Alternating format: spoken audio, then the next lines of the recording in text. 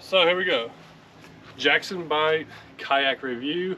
This is a Jackson Bite, not the Jackson Bite Angler, which I don't know. I looked on their website. I don't see this one anymore. It used to be $999 and the Angler was $1,099.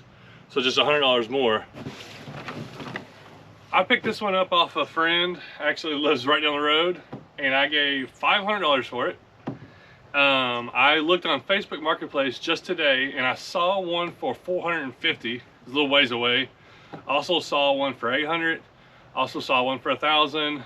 I don't really know what the location was, but right now, brand new, you can only buy the Angler edition that I saw on their website, and they're $1,099. Now the Angler edition is basically the same thing as far as I can tell, except add a couple rod holders.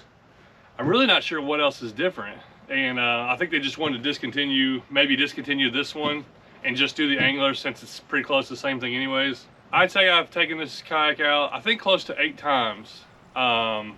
Most of them river floats, maybe, let's see here, I think I once on a lake, but I've done some small, shallow creek fishing. I did a muskie trip.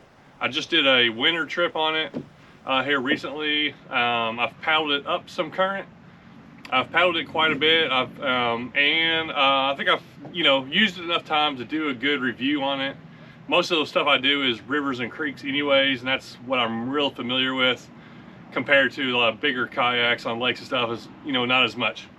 So this kayak, 11.6, that's a perfect length for creek and river kayaks, and just all around kayaks that just 11 to 12 foot range, where it's not too long and but it's long enough to handle and track straight. 35 inches wide, pretty good for a stable kayak. That's pretty good. 400-pound capacity, and it says it weighs, with the seat on it, 78 pounds. Got a handle here, so something you can pick up and carry around, throw up in the back of the truck. 78 pounds is actually a pretty good weight for what I would say a good quality, stable, lighter side kayak. Now, you can go heavier and heavier and get stabler and stabler, but you go lighter, and a guy my size, 6'4", 230 pounds, and the lighter they go, they start feeling a lot tippier and just not as comfortable, I would say. You can tell this kayak is wide open, just an open area back there.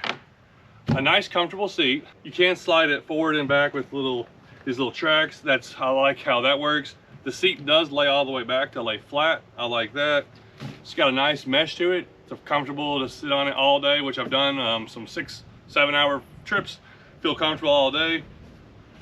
Got nice foot pegs up here to kind of push back against yourself. When I'm paddling, I like to push against those pegs. So as you can see, everything on here is wide open. We got a couple tracks right here. And I added a track in the back, and that's for my rod mounts. So, very basic, but very solid. He's got a nice molded in handle up here. A big handle, you can grab a hold of it, or I can tie a rope to, and I can drag it up out of a hill or whatever. I know it's not gonna break. It's got like strap style handles on the side. They're pretty strong, and a big molded handle on the back. We also have a bolt mounting pattern. We got 4 screws in here. I think all the new ones have that, and I'm sure they make adapter plates if you want to put a motor. This thing would be awesome with a motor on it, but if you want to put a motor or any kind of accessory on the back there, it's already got some bolts. You probably just got to find a adapter mounting plate for that. So like I said, I got it from a buddy, got it cheap. Great kayak for that. Would I spend $1,000 for this kayak? I probably would. I think it's a great kayak for $1,000. Or if you're getting the Angler, $1,000. If you're buying it brand new, I think it's worth the money. So I can't say anything bad about it, but there's not a lot of extra things that are like, oh, I really like these extra things in there. And that being said, that makes it, perfect for some people. And I have taken this kayak out a lot because that's so simple and easy. Doesn't weigh too much. I can throw it around back of a truck. I've thrown it on top of my Suburban and hold it to Florida. So with all that, I like this kayak. I wouldn't choose red if I had to choose a color, but anyhow, the seat is very comfortable. I think it's a very good seat. It feels low to me. I like them a little bit higher for fishing out of, but it feels a little bit low compared to some of my other kayaks. You can probably raise it, not a big deal. There's no compartments that you can seal stuff up in, but you can bring dry bags, you know, and have everything sealed up in them. If you wanted to use it for camping or holding a lot more gear, this huge open area, you can get a lot of stuff in there. You can bungee it down. You can pile a lot of stuff on there. And I usually put a fish cart back here. Still have room. There's the bungee area up front. You can put a lot of stuff in there. If you want to if you like laying your rods down, there's a lot of room, and it's really wide to lay a board across to measure fish. Like I said, just very open, and you can do what you want with it. It paddles really well. I really thought it was going to be slower, but it paddles very well. Goes up against the current very well. It's really wide on the bottom, and you know, mostly flat. It's not too straight, and it gives it really good buoyancy. If you want to stand up, I can stand up no problem. Other than the seat being low, it makes it harder for me to sit back down. It's just, I mean, it's not a big deal, but just probably me being taller is kind of part of it. So I stand up and fish and paddle, but when I stand up and sit down a lot, lower seat kind of a little bit aggravating. You know, it's got a little keel guard on the end. Let's see here. It's kind of narrow right there where it cuts through the water.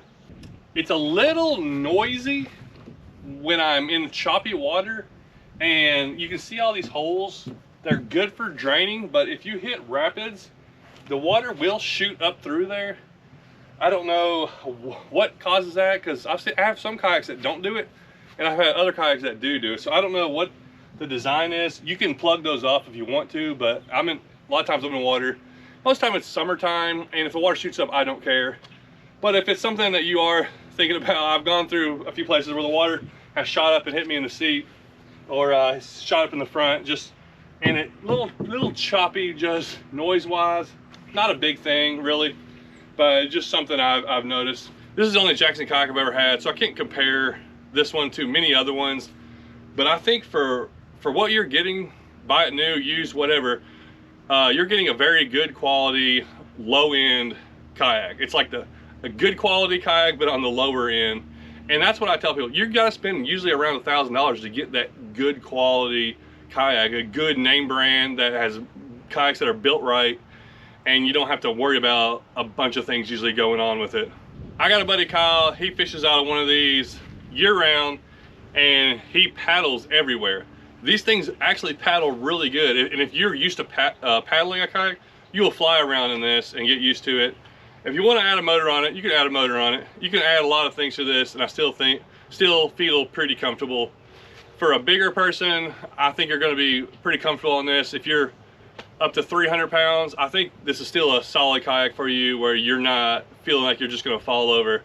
Well, I guess to wrap it up, like, what are my thoughts so far as, like, if you're wanting a river and a creek kayak, or maybe you just want a kayak that you're going to paddle out in the lake? I think it fits all those. For rivers and small creeks, I think it's actually good. I'm not going to say it's amazing, but it's not bad. It's a good, solid, quality built kayak that I could use all the time. Thanks for watching.